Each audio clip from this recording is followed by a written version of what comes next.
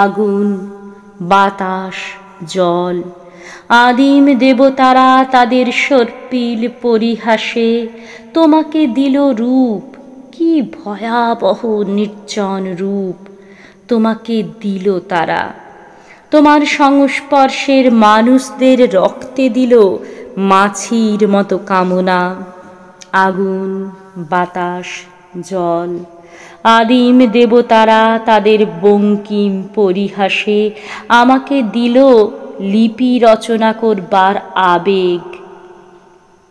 যেন আমিও আগুন, বাতাস, জল, যেন তোমাকেও সৃষ্টি করছি। তোমার মুখের রূপ যেন রক্ত নয়, মাংস নয়, কামনা নয়, নিশীথ দেব দারুদ্বীপ, কোনো দূর নির্জন নীলাভ দ্বীপ। স্থূল হাতে ব্যবহৃত হয়ে তবু তুমি মাটির পৃথিবীতে হারিয়ে যাচ্ছ।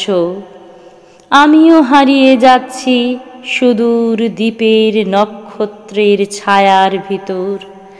আগুন, বাতাস, জল, আদিম দেবতারা তাদের বঙ্কিম পরিহাসে রূপের বীজ ছড়িয়ে চলে পৃথিবীতে, ছড়িয়ে চলে স্বপ্নের বীজ। অবাক হয়ে ভাবি, আজ রাতে কোথায় তুমি? রূপ কেন নির্জন দেবদারু দ্বীপের নক্ষত্রের ছায়া চেনে না? পৃথিবীর সেই মানুষের রূপ স্থূল হাতে ব্যবহৃত হয়ে ব্যবহৃত ব্যবহৃত ব্যবহৃত ব্যবহৃত হয়ে ব্যবহৃত ব্যবহৃত। আগুন, বাতাস, জল, আদিম দেবতারা হো হো করে হেসে উঠল। ব্যবহৃত ব্যবহৃত হয়ে শুয়োরের মাংস হয়ে যায়। হো হো করে হেসে উঠলাম আমি। চারদিককার অট্টহাসির ভিতর একটা বিরাট তিমির মৃতদেহ নিয়ে অন্ধকার সমুদ্র স্ফীত হয়ে উঠল যেন।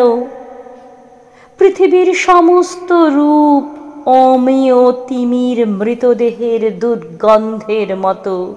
যেখানেই যাই আমি সেই সব সমুদ্রের উল্কাই উল্কাই কেমন স্বাভাবিক, কি স্বাভাবিক।